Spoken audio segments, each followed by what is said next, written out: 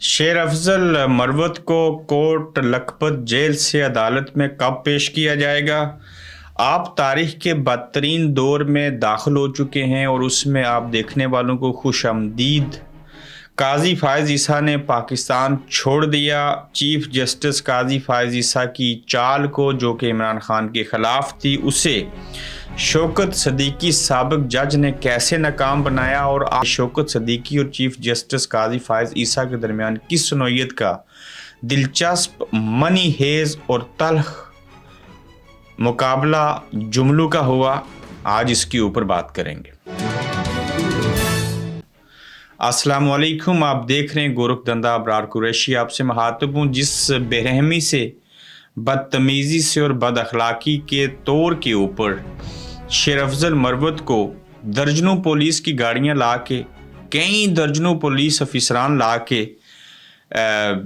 एक ऑर्डर के तहत जब वो लाहौर में पाकिस्तान तहरीक इंसाफ के कन्वेंशन करने के असूल के लिए आए थे, गिरफ्तार किया गया। उसके बाद उनको थाने ले जाना चाहिए था, लेकिन उन्हें सीधा सीधा कोट लखपत जेल भेज दिया गया।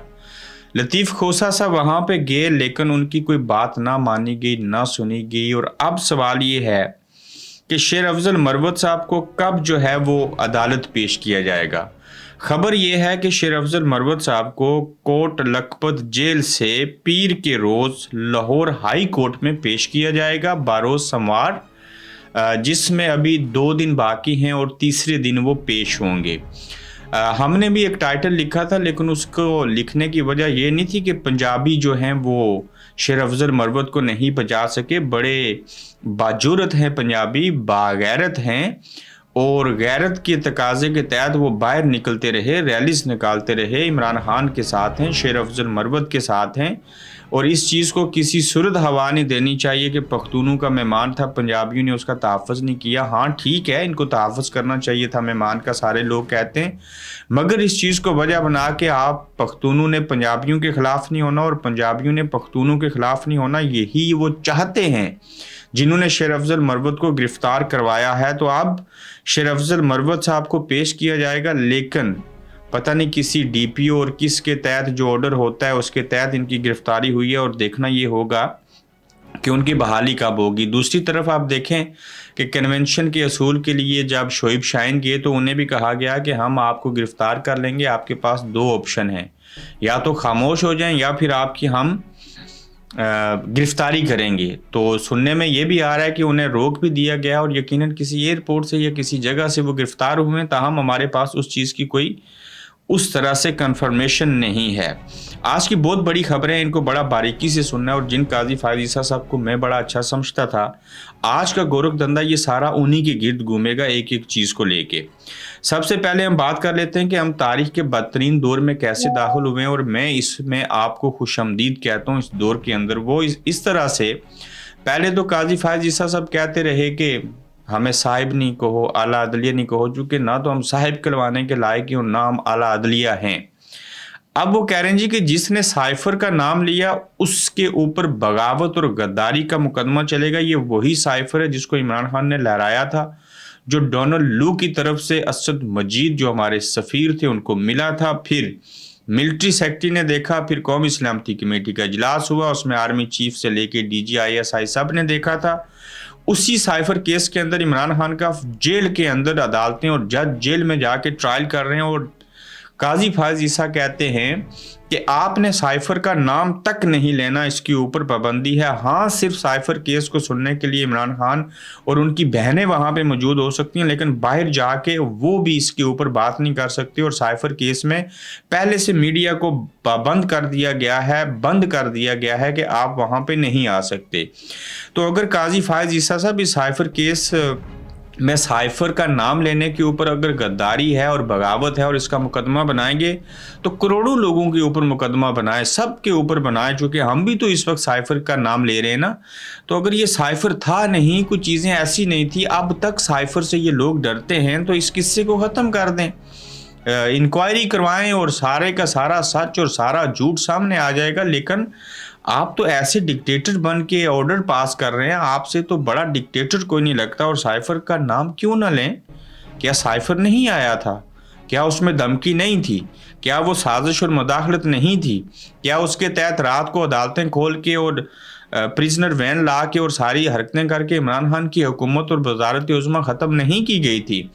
تو آپ کی نیت اور ارادے پتہ چل گئے ہیں، لیکن قاضی فائز عیسیٰ صاحب جو ہیں وہ پاکستان چھوڑ کے ہیں، چونکہ ججوں کو اور عدالتوں کو چھٹیاں مل گئی ہیں، اور قاضی فائز عیسیٰ بیرونی دنیا میں سیر و تفریح کے لیے ان کا حق ہے، چھٹیاں منانے جائیں گے، اور ان کی جگہ کے اوپر پیچھے جو ہیں وہ نئے جج ہوں گے جو ان کی ذمہ داریاں سنبھالیں گے۔ اب وہ کون ہیں جی؟ ان کی جگہ جسٹس طارق مسعود قائم چیف جسٹس ہوں گے، چونکہ قاضی فائز عیسیٰ صاحب پاکستان کو چھوڑ کے بیرونی دنیا میں جائیں گے، اور یہ جسٹس طارق مسعود قائم chief justice supreme court of Pakistan بن جائیں گے۔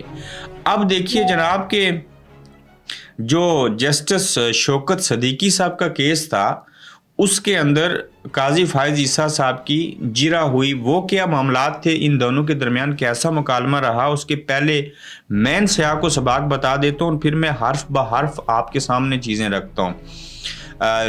جسٹس شوکت صدیقی صاحب کو قاضی فائز عیسیٰ نے پوچھا جی کہ کون تھے وہ لوگ جنہوں نے آپ کے ساتھ آپ کو فارغ کیا، پریشر ڈالا اور ساری چیزیں ہوئیں۔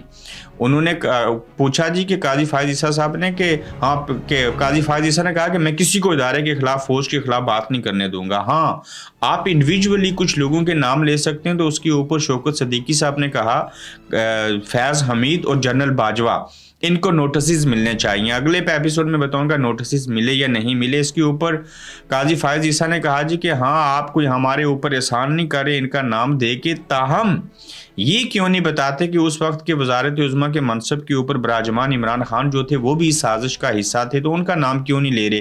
کیا آپ کو یہ نہیں لگتا کہ عمران خان بھی اس میں شامل تھے؟ تو جسٹس شوکت صدیقی نے باہر میڈیا سے گفتگو کرتے ہوئے بھی اور اندر بھی یہ کہا جی کہ یہ بات کی بات ہے، وہ مجبور اور لاچار تھے لوگ، آج بھی اسی طرز کی چیزیں ہو رہی ہیں، مورے کوئی اور بن رہے ہیں، اس وقت مورے کوئی اور تھے، تو میں عمران خان کے خلاف نوٹسز جاری نہیں کروانا چاہتا، جبکہ قاضی فائز عیسیٰ جو ہیں وہ باضد تھے اور ان کی خواہش اور کوشش تھی کہ کسی طرح سے عمران خان کو بھی نوٹس بھیجیں، انہیں بھی طلب کیا جائے۔ ہاں اگر یہ نوٹس بھیج کے عمران خان کو عدالت میں طلب کر لیا جائے تو یہ گھاٹے کا سودا نہیں ہوگا۔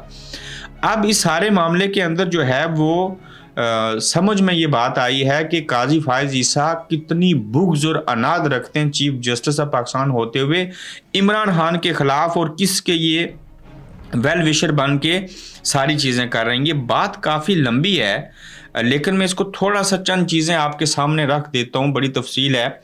یہ جج شوکت عزیز صدیقی نے اپنی برطرفی کیس میں سابق army chief general Qamar Javed Bajwa, سابق ISI سربراہ لیفٹیننٹ جنرل فیض حمید اور 3 ریٹائرڈ بریگیڈیئر کو فریق بنانے کی درخواست دائر کر دی ہے۔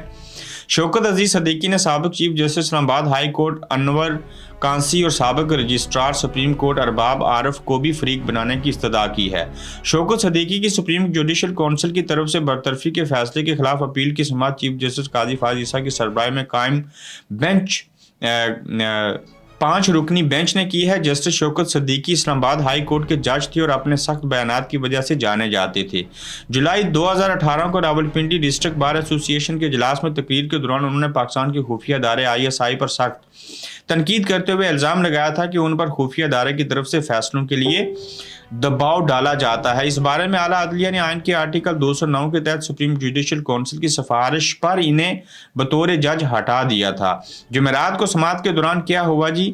سماعت کے آغاز میں چیف جسٹس شوکت صدیقی کے وکیل حامد خان سے کہا کہ ماضی میں یہ کیس لگتا رہا، لیکن جن ججز نے یہ مقدمہ سنا ان میں سے کوئی بھی اس بینچ میں شامل نہیں، لہٰذا آپ کو شروع سے اس کیس کو بتانا ہوگا۔ اس پر حامد خان نے شوکت عزیز صدیقی کو جاری ہونے والی شو کاز نوٹس سے کیس کا آغاز کر دیا۔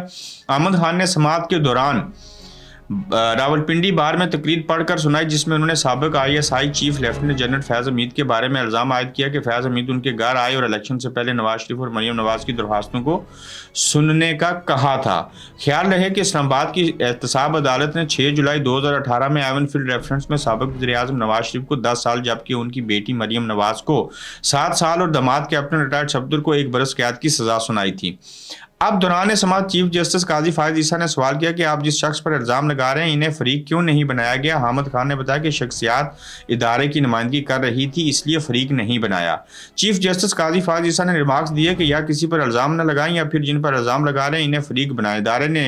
ادارے نہیں لوگ برے ہوتے ہیں۔ ملک کی تباہی اس وجہ سے ہوتی ہے کہ شخصیات کے بجائے اداروں کو بلا بلا کہا جاتا ہے، اداروں کو لوگ چلاتے ہیں۔ باقی قصہ کہانی کیا تھی وہ میں آپ کو بتا چکا ہوں، اور یہ سارا کیس تھا جس میں قاضی فائز عیسیٰ جانے اور پہچانے گئے ہیں۔ اپنا خیال رکھیے گا، یوٹیوب چینل کو سبسکرائب کیجیے گا، پھر انشاءاللہ آپ سے ملیں گے۔ آپ دیکھ رہے ہیں گورکھ دھندا ابرار قریشی کے ساتھ۔